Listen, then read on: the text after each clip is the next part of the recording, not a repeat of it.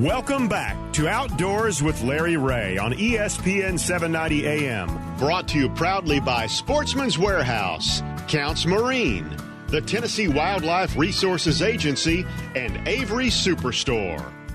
Hey, welcome back to Outdoors with Larry Ray. Yes, this is not Larry Ray, not Larry Ray Jr., this is Ron Wong, and welcome back everybody in the Memphis, Jackson, and Brownsville area. Of course, the other co-host, Bill Cooksey, is on the line and or on the radio show this morning. Of course, he is kind of on the line because I'm enjoying the TSA hospitality at the Orlando airport. Right. But, hey, over the next 15 minutes, it's going to be Bill and Samantha and I just talking a little bit about our experience here at ICAST and what we saw that struck our fancy. And, I'm going to start this thing off. First of all, like I said at the beginning of the show, there was some 55, 200-foot aisles at least of fishing tackle, fishing stuff, fishing whatevers. And it's pretty amazing. And I have to tell all the listeners, no, I did not walk and see every booth that there is. It's virtually impossible. You almost have to pick and choose because you only have 2.5 days to do it. But some of the things that struck me that I've seen is the technology in terms of how they have downsized or reduced weight and have things so much more that are just so much more efficient for fishing. I saw the Humminbird Mega 360. This screen is a 16-inch screen, and it is so impressive. I've seen the new trolling motors by Garmin, Lowrance, and Motor Guide. If you want an opinion, I'm going to give it. I think they all look like a tank on the front of a boat. Yes. But they're supposed to be super quiet, very, very efficient, very, very powerful. So look for those to be coming on the market. I know some of the bass fishing pros and crappie fishing pros are going to be putting those trolling motors on rods and reels. I can't tell you, there's so many of them, but the one reel that does strike out, and we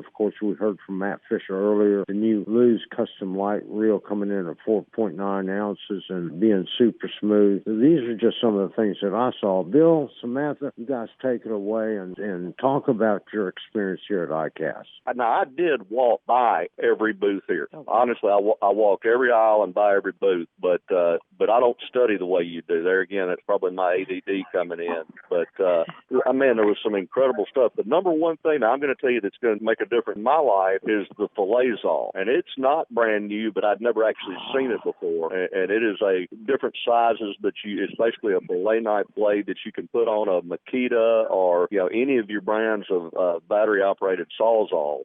And, at home, when we catch a bunch of crappie or a bunch of brim, man, an electric knife is just so much easier to get through a mess of fish with than an old traditional fillet knife. And, but with the cord and everything else, they're a hassle, and they never really have blades that are all that great for fish cleaning, that they just power through it. And this gives you the best of both worlds, or all three worlds, because it's battery, there's no cable, it's a fillet knife, so the blade actually works. And, those Sawzalls are so rugged that powering through a mess of fish, I can see how much time and effort it will be saved by that product. With the trolling motors, man, that was another thing I was going to mention. They don't look anymore like traditional trolling motors. I mean, I was on my bass boat last Sunday and looking at that old Minn Kota, and then I look at these things in the new product showcase, and it must have been like in World War II, the first time an Allied pilot saw one of those German fighters, those German jet fighters. It's not even the same aircraft, and these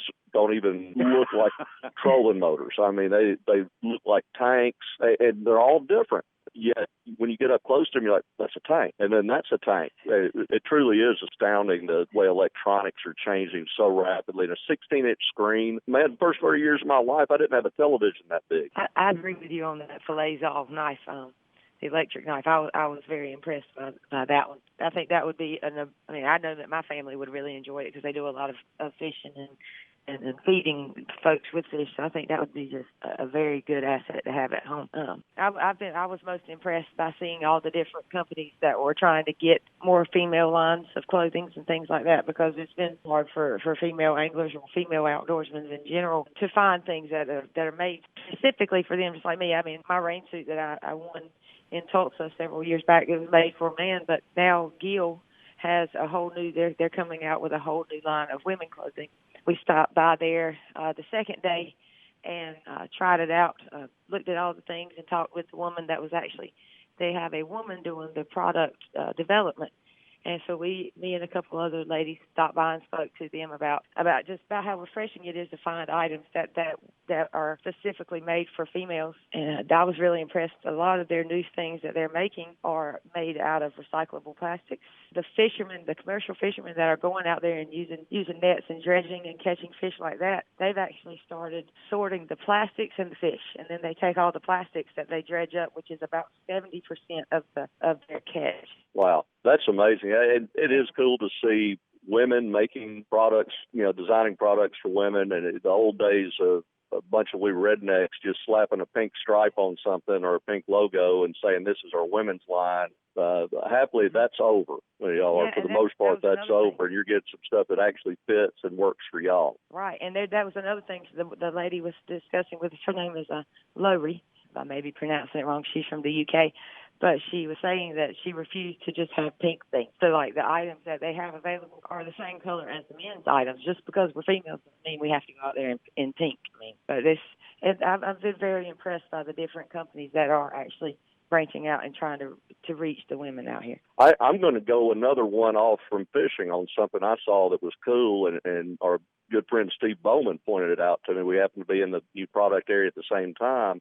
But a lot of people have seen the fire discs that have became popular a few years ago. Now, not only is there a nice fire disc, but their rack or stand that the fire disc goes on when you're cooking outside actually breaks down and flattens out and fits back in the dish. So you have this ultra compact way of cooking. And Ron may have tried these before. You may have too, Samantha, but it's amazing the variety from frying fish to doing breakfast casseroles to, you could fry a steak or do a stir fry in these things and do it outside. And they're just super easy to work with. And, that's another product, for fishermen and any kind of outdoor sportsman. It will flat work and I guarantee prove beneficial to you if you cook outside a lot.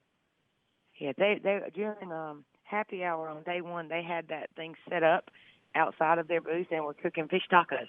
So amazing. There you go. So it definitely works. That thing was nice. I can imagine that being a very popular item for any outdoorsman. Some of the same things, a lot of the same things that Ron saw, because obviously I was with him, but I was very, very much impressed by the 4.9 ounce reel that Ron spoke about, the Lose reel. Just from the way that they have on the dial on the side for where you slow down, your little brake on the side.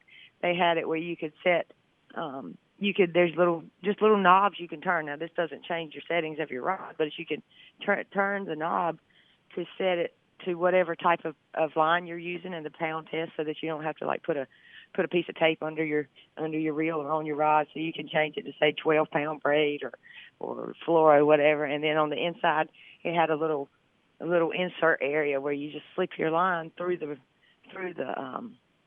reel, and instead of having to just kind of tie it on to the reel without having anything holding it steady, it actually would grip the rod. I was really impressed by that, and the weight was unbelievable. And it would be a very easy rod to cast all. A very easy reel to cast all day. It wouldn't be heavy and bunglesome.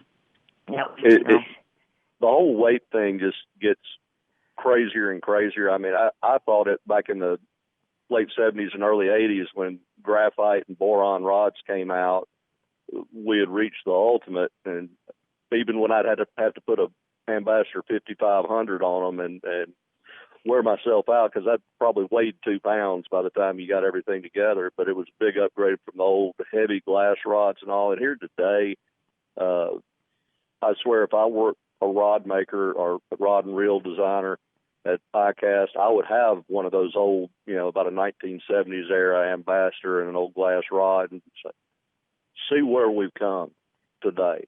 And unless you fish with that old gear, you can't imagine. We'd fish all day with that. And now I complain about my elbows hurting when I'm fishing with 6 ounces of gear. It's amazing where we are. Game is changing all the time. Absolutely right. Absolutely right. Now, on lures, were you more excited by the heavy, aggressive stuff, or some of the like Ned rigs and that sort of thing? Well, let's go to a plastic bait I saw today. I saw the last day. It was called a bio bait, and they were the baits were made. Let me grab my little clip. The baits are made. They are biodegradable, and they're plant based, water soluble, fish oil infused. And I'm looking at my catalog that I brought me with the problems with plastics and things like that in the water with the fish eating the bait and not being able to break them down. These it will actually break down and are better for the environment and the fish. They feel amazing. I've got one tied on my rod right now, ready to go. I was very impressed by that. And there was, like I said, there's just so much I've seen. It's almost hard. I have to almost go back and look at my pictures and get my mind back wrapped around it to figure it out. But so much to choose from, and there's so many different variations on the jigs. Even people putting like a Ned rig style head on a jig. I mean, it's pretty cool. How about the rechargeable lure that swims? Did you get a look at that? I didn't see that. It is and they have a variety of sizes from about a crappie size up to a friend of mine, a Florida guy, said, "Man, that would be a snook killer." And they really do. I look at it and think, where are we going with this? Because it literally swims around like a minnow. Has a USB cable that you hook it up, and charge it on your car charger, your cigarette charger lighter in your car. And it's they had them in their booth just swimming around, and they were in the new product showcase, but obviously weren't in water there. So I think it was easy to walk by and not realize what it was. Right. But it was wild. That made me think about something else that I saw at the Livingston booth. You know how Livingston Lures have the electronic bait fish simulator? They now have a little, it's almost like a pod type thing. It's like a big cork or something, but it floats and you throw it out in the water and it emits those same signals that call in the bait. But it's not a lure; it just brings the fish into the area. So I thought that was pretty neat. Yeah, that does sound cool. There's a lot of great new products out there that we've seen. I will tell you that. And if you want to learn more about what we have seen, go to lroutdoors.com. There'll be plenty of pictures out there and lots of very, very short 1 to 2 minute videos that were done thanks to Samantha on a lot of these products that we have just talked about here. It's been a phenomenal ICAST, and we're not even through with that yet. Bill, we're going to come back with another local company here in a little bit after the break, and there's just so much to talk about. We can spend 3 days talking about things that we saw at ICAST. But go to lroutdoors.com to see some of the things that we experienced here. And with that, we're going to be right back with Outdoors with Larry Ray.